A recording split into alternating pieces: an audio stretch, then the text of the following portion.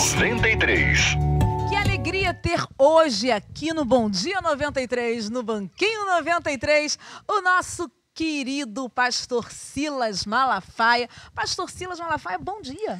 Bom dia, só 93 e a Andréia para me fazer sentar nesse banco de novo, mas vamos embora. Pastor Silas Malafaia, olha, gente, é bom, né? A gente começar o dia assim, conversando, ouvindo histórias, experiência de alguém, isso edifica a nossa vida, né, pastor? É bom, é bom. Né? Tem um texto de Paulo que diz assim, muito interessante, Paulo diz assim: bendito seja o Deus e Pai de nosso Senhor Jesus Cristo, que nos consola em toda a nossa tribulação, para que possamos consolar os que estiverem em alguma tribulação com a mesma consolação que de Deus mesmo somos consolados. Meu Pai. Isso é, tudo que a gente passa na vida é para você ter a experiência para ajudar outros. Sim. É isso que Paulo está dizendo em 2 Coríntios, capítulo 1, versículo 3 e 4. Muito Vambora. forte. Então vamos lá contar a sua experiência. Olha, deixa eu contar uma coisa da minha vida. Meu pai, com 6 anos de idade, eu tinha 6 anos.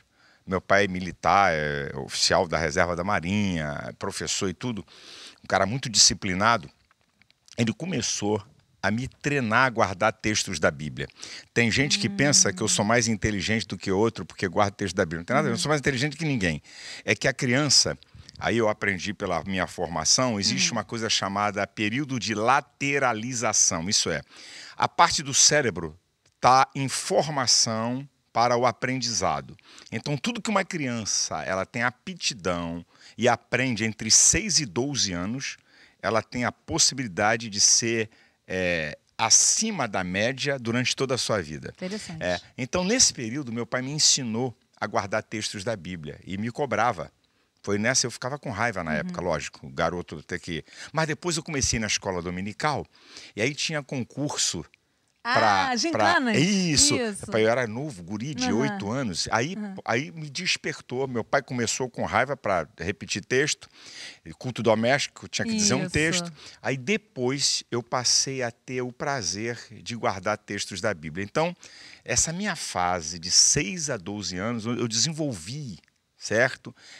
A parte do meu cérebro, assim como um garoto que joga bola e tem uma tendência, se nessa período ele for treinado, ou uma menina que toca piano, qualquer área que ele se desenvolver entre 6 e 12 anos, ele tem a chance de, se ele continuar, de ser um destaque nessa área.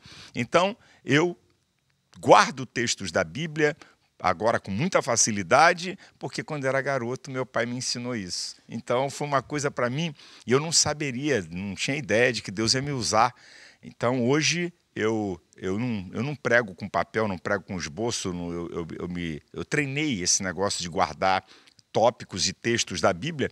Isso me facilita muito numa ministração, sabe? E é uma coisa boa da minha infância. O senhor tinha o hábito de ficar pregando sozinho, ou pregando para o espelho? Pregava. Já não era tão pequeno quando eu pregava para espelho, eu já era maior um pouquinho. Engraçado, eu já tinha uns 9 anos quando eu pregava para o espelho. Já pregava para o espelho e gostava de ouvir pregadores, gostava de ouvir. E já pensava em ser pastor, pregador? Não, na minha cabeça eu não pensava, isso não passava assim na minha cabeça. Mais tarde um pouco, com 13, 14 anos, eu comecei a sentir que Deus tinha alguma coisa comigo. E eu me lembro que eu disse uma coisa para um amigo meu, hoje ele é pastor da minha igreja, hoje é meu pastor lá, a gente era garoto e andava muito junto, Fernando Besler Monteiro. Eu me lembro que uma vez nós fomos fazer uma visita a uma pessoa, eu tinha de 14 para 15 anos, a gente indo lá em Varlobo, aí eu disse assim para ele: Fernando, se um dia Deus me chamar para ser pastor, eu não quero ser mais um, eu quero fazer a diferença na minha geração. Eu tinha de 14 para 15 anos. E olha, o poder da palavra é uma coisa muito grande, tanto para o bem como para o mal. Ouviu, papai e mamãe? Cuidado com o que você está falando para teu filho. É burro, esse idiota aí não vai prestar para nada. Cuidado. Deus criou as coisas pelo poder da palavra. Muito cuidado o que você anda falando para seus filhos. Muito cuidado o que você fala para sua esposa. Muito cuidado a mulher, então, que é mais emotiva, né? Você fala para um homem assim: ô bobalhão. Aí entrou no ouvido e saiu no outro. Agora você fala para uma mulher: sua boba ou ridícula, entra no ouvido e vai no coração. Antes de sair. Porque a mulher é mais emotiva e o homem não percebe isso. Então, muito cuidado com o que você fala, porque você pode travar uma pessoa e você pode ser uma voz profética.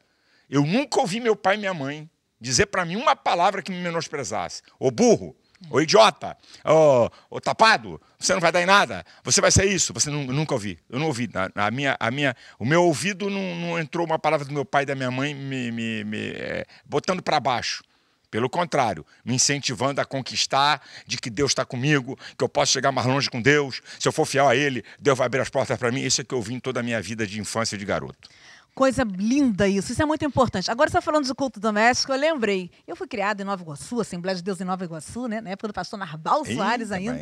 E a gente fazia culto doméstico. Antes de ir para a escola, minha mãe fazia os cultos domésticos. A gente tinha que ir para a escola bíblica dominical, porque não tinha essa coisa de não querer, tá? Minha mãe levava todo mundo. Isso é muito importante. É muito bom deixar claro para você que tem em casa, você que é pai e mãe, incentive seu filho, escola bíblica dominical, culto doméstico, até porque o culto começa dentro de casa, né, pastor? É verdade, eu não conheço igreja. A igreja só no lugar que eu vou prestar culto. A pequena igreja é a minha casa, é a minha família. É ali que começa, certo? Porque ali você pode fortalecer aquilo que se fala lá no templo, onde a igreja, a comunidade está reunida, e na sua casa você fortalecer ou destruir. Como, por exemplo, pais e mães que falam mal de pastor, que falam mal da igreja, que criticam o irmão, que mete o pau em tudo. Então, você começa a criar filhos desconfiados de pastor, de igreja, de tudo. Muito cuidado com o que você fala. Pastor Silas Malafaia, vamos então às minhas curiosidades. O que ele faz triste, ele deixa triste? Eita, meu Deus do céu. Quando eu exagero na dose com alguma pessoa, tá? Aí depois eu vou parar e falei, Jesus, para que tanta ignorância? Para que cavalice é essa? Aí tem que achar a pessoa para pedir perdão e tal. Isso me deixa triste. Sim. Certo? A gente exagerar na dose quando você por algum problema e isso eu vou te dizer para você, é uma coisa que mexe comigo. Na hora não que eu estou largando o aço em cima, eu tenho facilidade para isso, né? Mas depois que passa, a pessoa fala, para quê? Para que tudo isso? Vai servir para quê? Pastor, o senhor mudaria alguma coisa na sua vida? É lógico, muitas. Eu já vi gente dizer, se eu voltasse no tempo, eu faria a mesma coisa. Eu não sabia que tu era tão ignorante assim. Tu achas que se eu volto no tempo, eu vou fazer os erros que eu cometi agora que eu tenho mais maturidade? Claro que não. Se eu voltasse no tempo, eu ia corrigir algumas coisas. Por exemplo, eu, desde que comecei no ministério, com um programa de televisão, que eu tinha 23 anos de idade, eu vivi muitos anos num limite de risco perigosíssimo. Isso me deixou muito estressado. E com isso eu era muito agressivo. Então, eu não faria isso. Para quê? Para quê viver num limite de risco que eu vivia, um negócio de programa para pagar e abrindo o programa igual um alucinado? Então, para que isso? Eu não faria isso de novo, como outras coisas da minha vida. Ok, por exemplo, o senhor, como eu disse no começo, é muito veemente, tá? Opiniões firmes. Alguma opinião que o senhor já teve? Hoje o senhor mudaria de ideia? Falaria diferente? Muita coisa, pelo amor de Deus. A gente não. Eu acho que o ser humano, eu aprendi na psicologia social. O ser humano é um eterno vir a ser. O que significa isso? À medida que você cresce, desenvolve, adquire conhecimento, tem experiência no âmbito social, você vai se aperfeiçoando. O ser humano inteligente é aquele que filtra o que não presta, tá certo? Porque tem que reter. A Bíblia mesmo diz, analise, examinar e tudo e retém o que é bom. E tira proveito das coisas. Então, é lógico que muita coisa eu não poderia ter feito daquele jeito, ter falado daquele jeito, ter agido daquela maneira. Isso aí, minha filha, aí pedir para falar, vai ter que fazer um rosário aqui. Vou ficar nesse banquinho aqui um montão de tempo. Então, olha só, me diz uma outra coisa. O que você gosta de comer? Pronto. Fala de comida. Tá bom. Porque crente come. Diz que pastor come mais do que crente normal? Não, eu aprendi outra coisa com meu pai. Meu pai disse assim, nunca coma pelo sabor da comida, pelo cheiro da comida, pela beleza da comida. Coma pela satisfação do seu organismo. Então, eu não sou exagerado para comer. Agora, eu sou, como bom brasileiro, eu gosto de uma coisa: bife, arroz, feijão e batata frita e um ovo frito. É mesmo? Comida brasileira. Isso aqui eu me distraio. Se botar um troço desse, não precisa negócio de sofisticado. Isso Comida sofisticada não é comigo. O senhor arrisca na cozinha? Bom de cozinha? Não, Faz nada? Não, só fritar ovo. Meu pai Não do deixo céu. grudar na frigideira. Sei botar o ovo meio molinho. Só a única coisa, eu sou expert. Porque eu gosto muito de ovo. Pastor Silas, uma canção que marcou sua vida. Vamos lá. Olha, uma canção que marcou minha vida. Eu fui pregar na Assembleia de Deus de Bom Sucesso, pastor Jaime Soares. Aí, na hora da adoração, sobe um cara e canta um hino. Que eu virei e disse assim, que hino é esse? Virei para o James e falei, o que esse cara está cantando? Ele falou, é dele. Eu falei, rapaz, esse cara tem CD? Ah, ele tem um CD que ele anda aí debaixo do braço e para lá e para cá. Eu olhei aquilo, mas ele tem gravadora? Não. Tá, mas quando eu subi para pregar, peguei o microfone e falei, irmão, Nani Azevedo. Nani Azevedo. Falei, irmão, se você quiser, eu gravo você na nossa gravadora. Ele começou a chorar. E era o hino Bendito Serei. Esse hino, o Nani ganhou disco de platina duplo. Esse hino estourou, sabe? E foi um hino que marcou pela beleza da letra e o que ela diz, sabe? Um hino não é simples, sofisticado, simples, da canção. mas muito bacana. Gente, a Fabi vai estar aqui agora, a nossa convidada de hoje no Banquinho 93, para cantar aqui essa canção. A canção do pastor Silas Malafaia. Fabi, minha querida, bom dia, Fabi. Bom dia. Vamos cantar? Bendito Serei, Fabi? Vamos lá. Obrigada pela sua participação aqui. Eu que agradeço.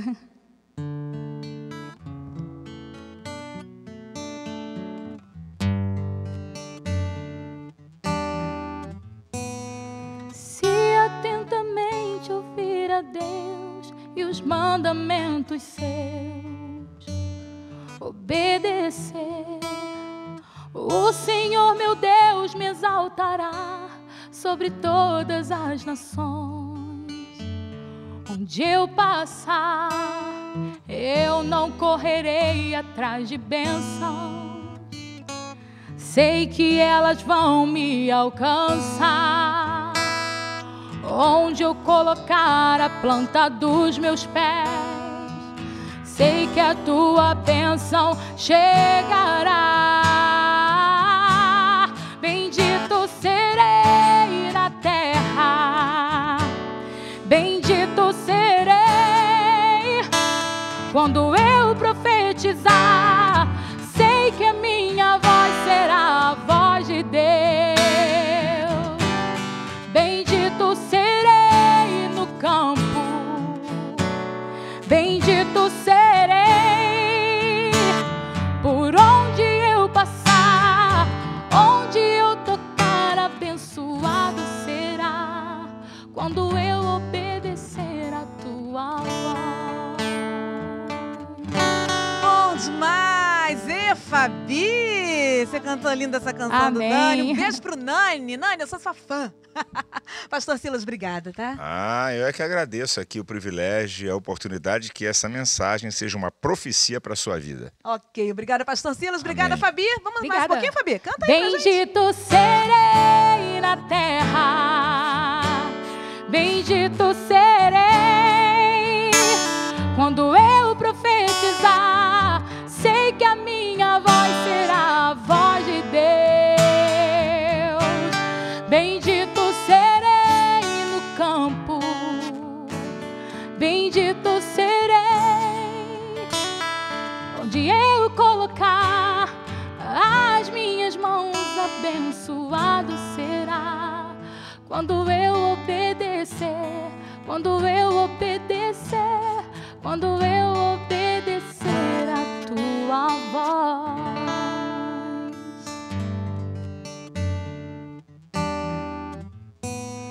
Se atentamente ouvir a Deus e os mandamentos seus, obedecer, o Senhor meu Deus me exaltará